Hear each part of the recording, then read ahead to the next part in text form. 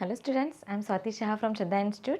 तर आता बघणार आहे आपण next new lesson 11th lesson ratio, proportion and variation. तर आधी आपण बघूया इंट्रोडक्शन पार्ट, मग आपण एक्सरसाइज सॉल्व करूया. ओके, तर इंट्रोडक्शन पार्टमध्ये आपण आधी समजून घेऊया why ratio, why proportion and why variation का करतो आपण. तर रेशोमध्ये काय आहे, कुठल्याही दोन युनिटमधले, दोन नंबर्समधले कंपॅरिझन करायचं असेल तर आपण रेशो ह्या कन्सेप्टचा यूज करतो. तर बघा, ratio is a relation obtained by comparing the two quantities. दोन क्वांटिटीजचं कंपेअरिंग करायला आपण रेशो यूज करतो. And quantities of same kind, म्हणजे ते क्वांटिटीज सेम काइंडचे पाहिजे. सेम काइंड मीन्स आता इथं रेशो कसं, ह्या जी कोलन दोन डॉट आहेत ह्याच्यानी रेशो आपण डिनोट करतो. हे रीड करताना कसं करतो, A is to B, A is to B. Read करताना ए इज टू बी असं रीड करायचं. हे रेशो असं फॉर्म करायचं. आता same quantities, same kind of quantities म्हणजे कसं, सपोज आता सेकंड्स टाईमचं आहे तर ratio between 2 seconds and 10 seconds. 2 consider 2A आणि हे B. 2:10. 2:10 ह्याला आपण अजून स्मॉलेस्ट फॉर्ममध्ये घेऊन शकतो. 2ने डिवाइड होऊ शकते दोन्ही नंबर्स. 1:5. तर ह्याला रेशो, आता इथं बघा सेकंड हे क्वांटिटीज सेम पाहिजे. म्हणजे 1 सेकंड आणि 1 मिनिट असेल तर आपण त्याला कन्वर्ट करून घेतो. तर सेम क्वांटिटीज असेल तर आपण रेशोमध्ये आपण दोन्हीमध्ये कम्पेअर करू शकतो. आता बघूया अजून एक एक्झाम्पल.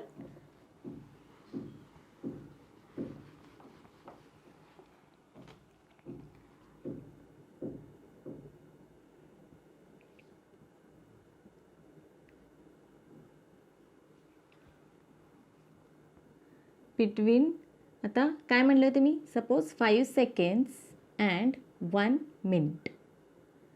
आता इथं बघा क्वांटिटी सेम आहेत का, नंबर ओके कुठलेही असू दे, बट इथं क्वांटिटी काय आहे, इथं सेकंड आहे आणि इथं मिनिट आहे. तर हे डिफरंट आहेत. तर इन दिस केस आपल्याला काय करावं लागेल, 1 minute is equal to how many second, 60 seconds. हे आपल्याला व्हॅल्यूज माहिती असणं इम्पॉर्टंट आहे. तर इन दिस केस आपण मिनिटला काय करायचं, कन्वर्ट करायचं सेकंड्समध्ये. तर काय होणार आहे, ratio in between 5 seconds 1 minute convert केलं, 1 minute equal to 60 seconds. 60 seconds. तर आपण ह्याचं रेशो काढूया, 5/60. आपण फ्रॅक्शनल फॉर्मॅटमध्ये लिहित असतो. तर हे डिवाइड करू, 5 1 जा 5 1 जा 5 2 जा 1:20.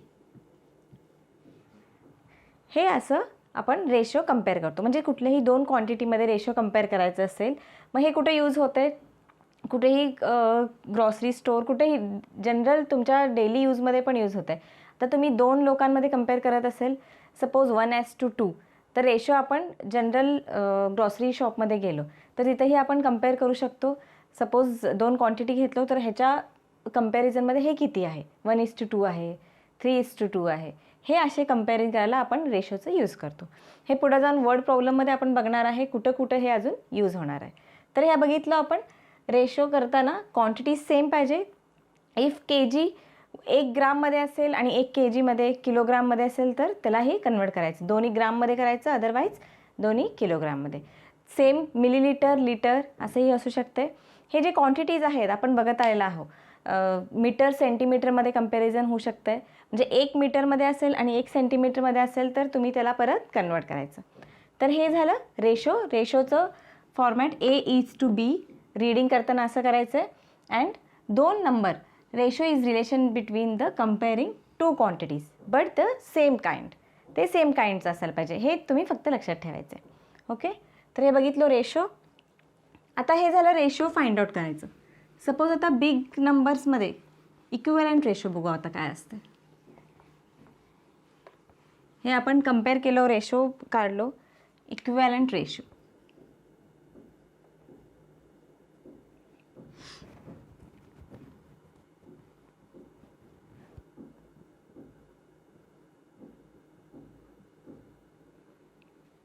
Equivalent ratio suppose 200 is to 300. Okay, तर इथं 200 हे फॉर्मॅटमध्ये, फ्रॅक्शन फॉर्मॅटमध्ये इथं काय करू शकतो, 0 0 कट होतं, तर काय राहणार आहे 2:3. तर हे काय केलं आपण, स्मॉलेस्ट फॉर्ममध्ये घेऊन आलो. हे जे बिग नंबर ऑफ रेशो आहे त्याला स्मॉलेस्ट फॉर्ममध्ये घेऊन आलो. तर ह्याला काय म्हणायचं, इक्विवॅलंट रेशो, म्हणजे these both are equivalent. Suppose अजून एक घेऊया.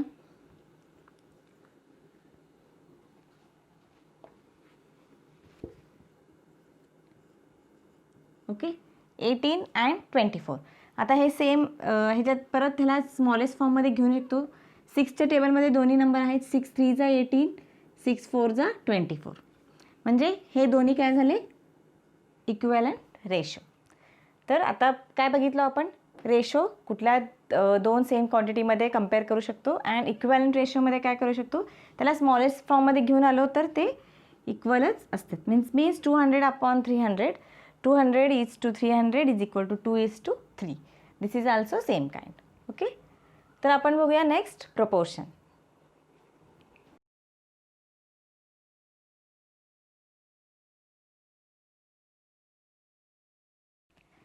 ओके स्टुडंट्स, तर आता बघूया आपण proportion. What is a proportion.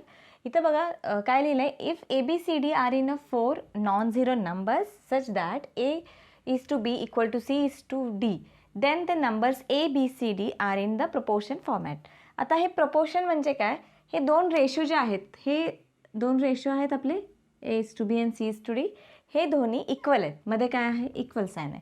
म्हणजे सिम्पल समजून घ्या, दोन रेशो इक्वल अँड फॉर्ममध्ये असेल तर ते प्रपोर्शन असतात. आता ते कसं, एक एक्झाम्पल बघू. सपोज एक कॉम्प्युटर स्क्रीन आहे.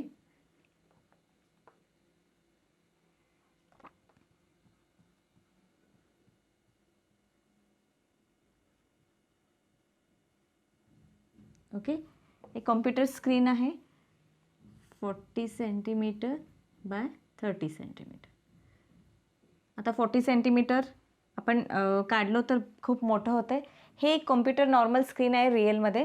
तर आपल्याला एक स्कूलमध्ये तुम्हाला एक ॲक्टिव्हिटी मिळाली, कॉम्प्युटर स्क्रीन तुमच्या नोटबुकमध्ये ड्रॉ करायचं आहे. तर तुम्ही 40 सेंटीमीटर 30 सेंटीमीटर, आपलं नोटबुक स्मॉल असतं आहे. बिग नोटबुक जरी घेतलं तर 30 सेंटीमीटर, मोठे स्केलची जरी बुक घेतलं तरी 35 सेंटीमीटर लॉंग तिथपर्यंत असते.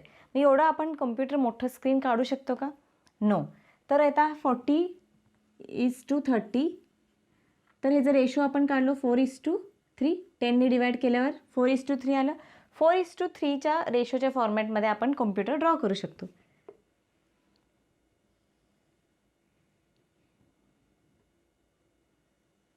सपोज एक नॉर्मल आपण 4:, सपोज हे 4 सेंटीमीटर आहे and this is 3 centimetre, right. This is a screen of our computer. हे आपण इझिली ड्रॉ करू शकतो 4:3. आता 40 सेंटीमीटर 30 सेंटीमीटर, 40:30 इक्वल टू 4:3 झालं, बिकॉज ह्याला 10ने डिवाइड केलं. हे आपण इझिली कॉम्प्युटर स्क्रीन हे इझिली ड्रॉ करू शकलो. आता अजून एक तुमच्याकडे बिग बुक आहे, तर तुम्ही ह्याच्यापेक्षा थोडं मोठं काढू शकता.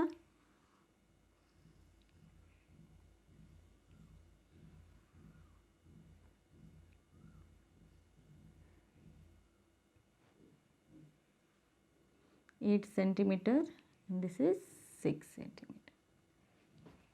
ओके, तर हे आपण रेशो काढू शकतो. आता बघा 8 सेंटीमीटर आणि 6 सेंटीमीटर कसं आलं, 40:30. ह्याला 10ने डिवाइड केलं, ह्याला 5ने डिवाइड करा. 5 8 जा 40, 5 6 जा 30. तर हे काय झालं आहे, 40:30, 4:3, 8:6, हे सगळे इक्विवॅलंट फ्रॅक्शन झाले, इक्विवॅलंट रेशो झाले, बरोबर. म्हणजे फॉर्मॅट तुम्ही बघितलं तर बिग स्क्रीनचं जे कॉम्प्युटर आहे त्याच इक्विवॅलंटचं आपण आपल्या नोटबुकमध्ये ड्रॉ केलं, फक्त त्याला डिवाइड केलं, इक्विवॅलंटमध्ये फॉर्ममध्ये आलो आणि ते काढलो.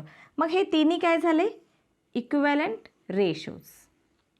दीज आर इक्विवॅलंट, मीन्स हे क्वांटिटी इक्विवॅलंटच आहेत. आता 4:3 equal to 8:6, these are in a proportion. म्हणजे 4 3 8 6 हे काय झाले, प्रपोर्शन फॉर्मॅटमध्ये आले. दिस इज अ सिम्पल प्रोपोर्शन. म्हणजे काय, सिम्पल लक्षात ठेवा, दोन रेशो जे असतात ते इक्वल फॉर्मॅटमध्ये असतात. That is the proportionate ratio. म्हणजे काय, दे दोन क्वांटिटीजमध्ये comparison but they quantities are same kind, ते झालं रेशो. प्रोपोर्शन म्हणजे दोन रेशो आहेत त्याच्यामध्ये ते दोन्ही इक्वल असतात. That is the proportion. हे एकदा समजून घेतला, इंट्रोडक्शन पार्ट व्यवस्थित समजून घेतला तर आपल्याला एक्सरसाइज सॉल्व्ह करायला इझी होईल. तर हे बघितलं आपण प्रोपोर्शन. नेक्स्ट बघूया लास्ट, व्हेरिएशन. ओके,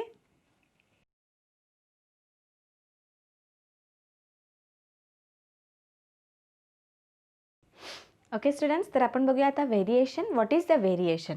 ओके, इथं बघा व्हेरिएशनचं मी डेफिनेशन दिलेलं आहे.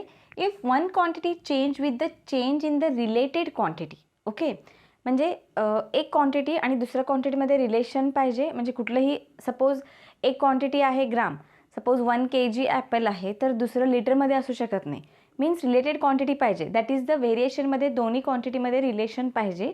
कुठलीही क्वांटिटी आपण उचलून घेऊ शकत नाही. म्हणजे 1 ग्राममध्ये आहे आणि 1 लिटरमध्ये आहे, दॅट इज नॉट ओके. 1 ग्राममध्ये असेल तर दुसरं kgमध्ये असू शकते. बट इन रेशोमध्ये काय होतं, दोन्ही सेम काइंडचे पाहिजे होते.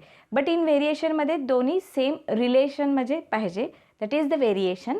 त्यात दोन टाईपचे व्हेरिएशन्स आहेत. एक आहे डायरेक्ट व्हेरिएशन अँड दुसरं आहे इन्व्हर्स व्हेरिएशन. आता आपण बघूया डायरेक्ट व्हेरिएशन काय आहे. When two interdependent quantities change in such a way that their ratio remains constant. Interdependent quantity म्हणजे एक क्वांटिटी आणि दुसरा क्वांटिटी वेगळे आहेत, but they are same related, आणि त्याचे जे रेशो आहे ते रेशो कॉन्स्टंट असणार आहे. That is the direct variation. आता मी तुम्हाला एक एक्झाम्पल घेऊन सांगते म्हणजे तुम्हाला लक्षात येईल. आता बघा एक्झाम्पलमध्ये काय आहे, if 2 mangoes cost ₹10 then 5 mangoes cost ₹50. इथं क्वांटिटी किती आहे, मँगो 2 आहेत, तर त्याचं प्राईस झालं ₹10.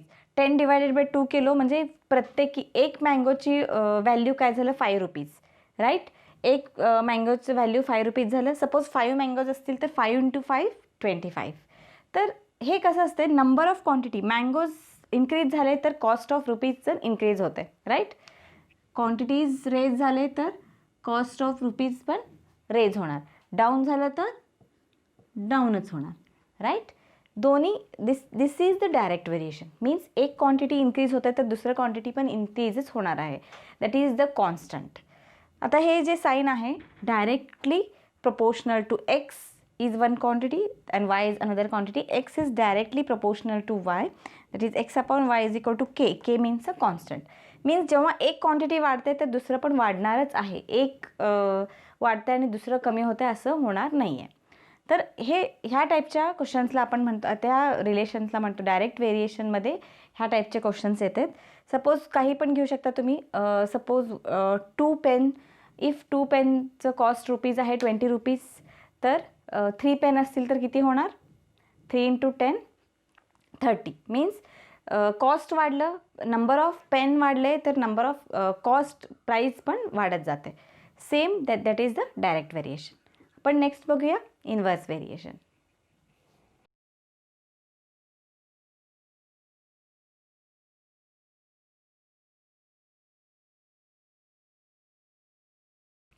ओके स्टुडंट्स, तर आपण बघूया आता inverse variation. What is the inverse variation? When two interdependent quantities change in such a way that their product remains constant, then if 6 persons finish a piece of work in 8 days, then 12 persons finish the same work in 4 days. आता इथं काय आहे, दिस is also quantities, दोघांची quantity same काइंडचे असायला पाहिजे, but different असायला नाही पाहिजे. ते तर मस्ट आहे इन व्हेरिएशनमध्ये. आता इथं काय बघा, 6 लोक एक काम पूर्ण करतात 8 दिवसात. कुठलं तर एक काम आहे ते 6 लोक मिळून 8 दिवसात पूर्ण करतात. तर तेच 12 पर्सन मीन्स पर्सन जर वाढले, 12 पर्सन झाले तर ते सेम वर्क 4 डेजमध्ये कंप्लीट होतं.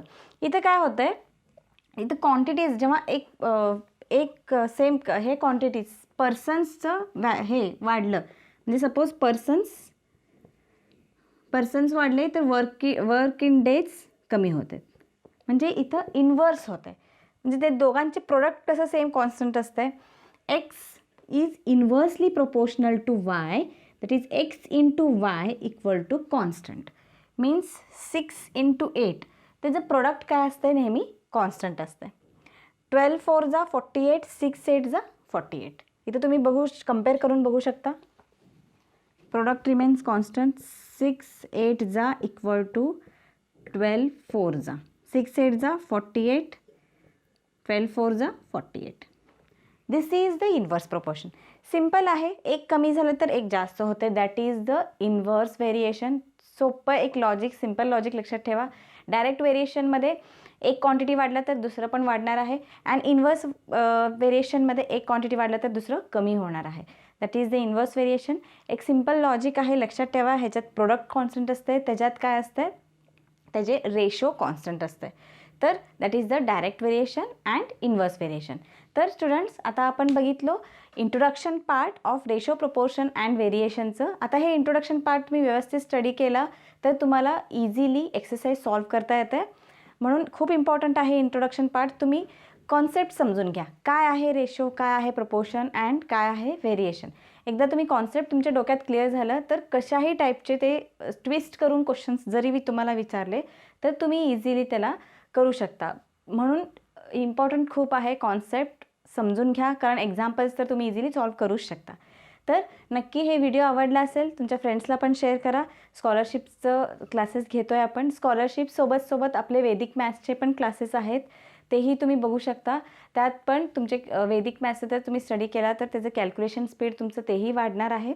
तर नक्की दोन्हीचे हेल्प घ्या, आणि एकदा वैदिक मॅथ्स परफेक्ट झालं तर तुमचे जे छोटे छोटे कॅल्क्युलेशन्स आहेत, मल्टिप्लिकेशन, डिव्हिजन, छोटे असू दे मोठे असू दे, तुमचं स्पीड नक्की वाढणार आहे.